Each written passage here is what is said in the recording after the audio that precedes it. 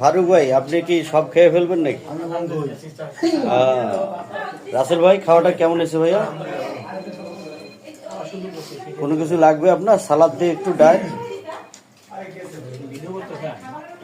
তুষার ভাই,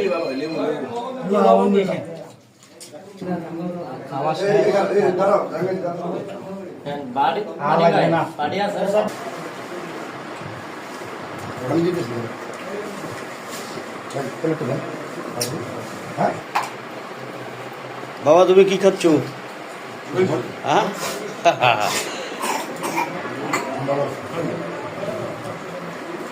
ভাত খাচ্ছ? হ্যাঁ, কলিজা খাও, কলিজা আছে।